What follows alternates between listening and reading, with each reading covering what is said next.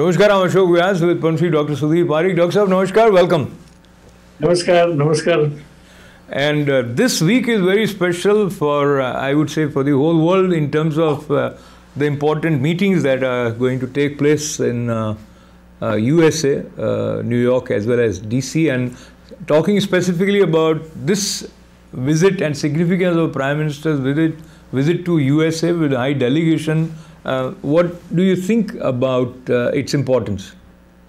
Well, I think it's very, very important. United Nations General Assembly meeting is very critical for the world leaders to meet. It's a great platform for all the world leaders to meet each other and resolve the or air their concern and discuss the issue which is important to them in person. And therefore, I think that this United Nations General Assembly once a year in month of September is very, very important gathering. And we all are glad that our Prime Minister, Narendra Modi, is coming personally to attend this meeting this year. And not only United Nations meeting, but also he is also attending Quad meeting in Washington, D.C. He's being invited by President Biden to attend the Quad meeting, which he's going to meet President Biden, Prime Minister of Australia, and Prime Minister of Japan. And this meeting is very critical because these four countries are the countries, group of the countries which kind of work together to prevent or standardize their action or plan of action to stop the Chinese aggression in the South Asian Sea. Absolutely, absolutely. Dr. Very, very important points, and he is also coming with high delegation, and we'll talk about the significance of the presence of National Security Advisor Ajit Doval ji along with the Foreign Minister with him. But let's talk a little bit about United Nations. And every year we have this United Nations General Assembly meeting where leaders come, they express their concern as well as they share their ideas. Now, in the aftermath of what we have witnessed in Afghanistan, and if I also relate with the way previous President Trump was questioning the efficacy of functioning of United Nations, how do you see the role that is being played by United Nations is effective? I think United Nations role is very, very important and very, very critical. That's the only platform we have where all the countries of the world, 170 countries of the world, have a platform together. It means they can come together, they discuss, they meet each other, they resolve their issues, and if necessary, they can all work together, plan together, and fight against the terrorism. They can also, United Nations is very important for helping the humanitarian aid to the countries where they need it. Also, it's also very helpful and very important for the education in the developing countries, and also very important for the political and social and cultural program of the world. Absolutely, and if we look at the teeth that United Nations have, it doesn't have, of course, full-fledged force yet. It has peacekeeping force, and it also requires resources which are contributed by several countries, and the major chunk probably is coming from USA. Do you think the world body should collectively think to make United Nations more effective and empower it with resources and potentially by having more powerful force at its command? Yes, I think so, because United Nations, if can be funded properly, can be funded more than what getting funds from the different countries, I think United Nations can play a very important role, both in to help the other countries socially, culturally, health-wise, as well as kind of military-wise.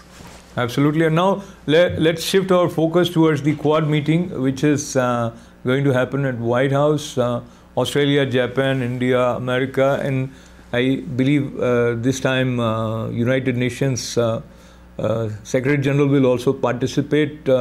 Overall, they'll be following up on the previous discussions which was held virtually. What do you think would be India's ideas, suggestions, thoughts that Prime Minister is going to share, again considering the instability in that region? I think India's role is very critical because India is a very important country in that region. India has directly has stake in that South Asian Sea, and what China is trying to do is trying to kind of claim that a certain part of the South Asian Sea is their own territory, and I think these Quad countries are going to defend that. They're going to make sure that China does not get that undue advantage for their aggression. Absolutely. Now, Dr. Sahab, I take this opportunity of seeking your input on the way Prime Minister Narendra Modi's birthday was observed this year, and of course, as every year, he worked regardless of this day being his birthday, throughout the day, interacted with a lot of people. And also, there were 2.5 crore Indians who got vaccinated on one single day, a world record. Share your feelings on, of course, Prime Minister Narendra Modi's birthday, as well as this special accomplishment. Well, I mean, last Friday was Prime Minister Narendra Modi's birthday, 71st birthday. And on behalf of all Indian Americans, I would like to convey heartiest congratulations on his birthday, and we wish him many more. And during his birthday, as we know that there are 2.5 crores vaccination is done in one day, and that's a great achievement, and that's a great boost to the overall vaccination in India. And India needs to be vaccinated as soon as possible, at least one dose of the vaccine, so to curtail the pandemic or prevent other third wave of the pandemic. And I would also seek your input on a few important developments in Indian state politics. But before that, the presence of Ajit Doval makes people wonder, is there something deeper than what is visible to the eyes? So considering his interaction with his counterpart here in USA, do you foresee any special strategic understanding that would evolve, or which is likely to evolve between India and USA, considering the Afghan situation? And there were news references mentioning that USA is seeking India's cooperation, and it wants to make use of Indian land as its military base. Your take on this possibility? I think Mr. Doval's meeting with the counterpart here in USA is very important, and I think it's necessary because since now Afghanistan is in hand of Taliban, which is known to be a non-terrorist group, and therefore to prevent that terrorism worldwide, I think this meeting is very important. Now about USA troop in Indian land, probably India may not agree on that, because India is, at the end of the day, a sovereign country, and I'm sure they don't want any foreign troop in their own land. I agree with you, and national security is also related to the way internal political affairs are handled. And recently we have seen a change of chief minister in Punjab, and the outgoing chief minister, Captain Amrinder Singh, also said he felt humiliated in Congress, and they have a new Chief Minister, Mr. Channi now. There again are some controversies following him. But talk to me about your response to Congress Ala Command's handling of this scenario. I think it looks like very chaotic handling by High Command of Congress in Punjab. And they tried to kind of put the best face by appointing a Dalit candidate as a chief minister, because as we all know that in Punjab, 32% of the population is Dalit, and they are trying to kind of gear their angle towards the upcoming election in next 4 months, 4 to 5 months, and they think that by putting Dalit in the front, probably they may have some advantage in the electoral votes, and therefore I think that's what the plan is. Let's see. Time will tell that how is this new chief minister will function, will work, and will lead Punjab. Absolutely, but it also leaves the possibility that those who have been loyal to Captain Amarinder Singh would not participate wholeheartedly in the next election to support Congress, and that might also have some adverse effect. There are other issues. It is being perceived as supporting to Navjot Sidhu, who is known to have a close relationship with Pakistan army chief, and that controversial reference follows him wherever he goes. So Congress image already is not very nationalistic. Do you think this will have further diminishing impact on Congress credibility and integrity, or that's not the case?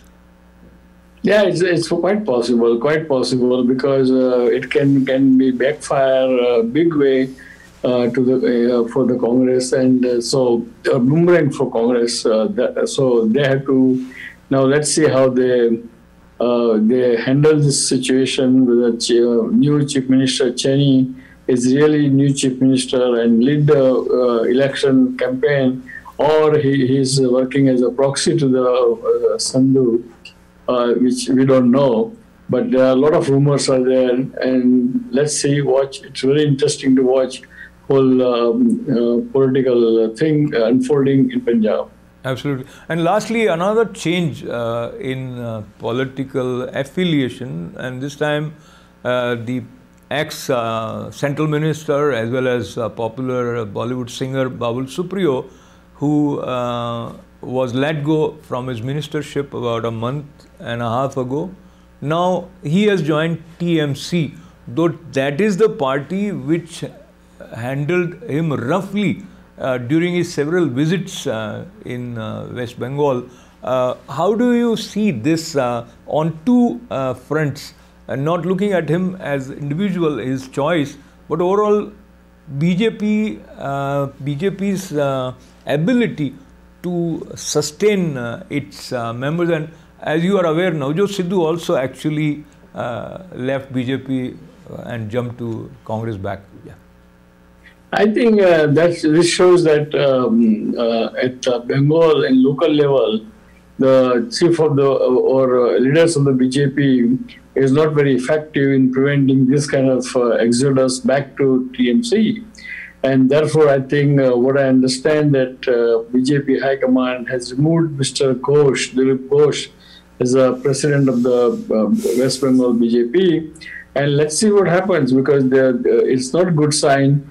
Because last year everyone came to BJP, they did not get ticket, or they lost the election, and therefore they're going back. That shows very opportunistic political behavior of our politicians, and that should be stopped. Absolutely, and we'll probably be concluding now, but I just want to mention in this connection that we have heard a lot of stories about TMC acting in a way which is potentially threatening for common men as well as other party members. And one may guess that perhaps it is out of the need for their own safety in West Bengal that they feel they'll be safer if they are with TMC rather than with BJP. So that's one comment. And as we conclude today's conversation, Dr. Saab, once again, your thoughts about Prime Minister's visit and anything that you may want to add to that, as well as your parting words for our viewers. Well, dear friends, I would like to, on behalf of Indian American community, would like to welcome with the full pleasure to our Prime Minister, Honorable Narendra Modi ji, into the USA. Hopefully, he will meet quite a few world leaders, and also during his Quad meeting in Washington, it become fruitful how to kind of defend our country against the aggression of the China, as well as aggression or terrorist activities of the Taliban. So let's see, hope for the best, and we wish him all the best to achieve whatever agenda and whatever important issues he has, and he can get more help from the United States, from the President Biden, to help the Mother India. So with that, I would like to say goodbye. We'll see you next week. Thanks for joining. God bless America. God bless India. And God bless Indian American community. Thank you. Thank you very much. Namaste. Namaskar.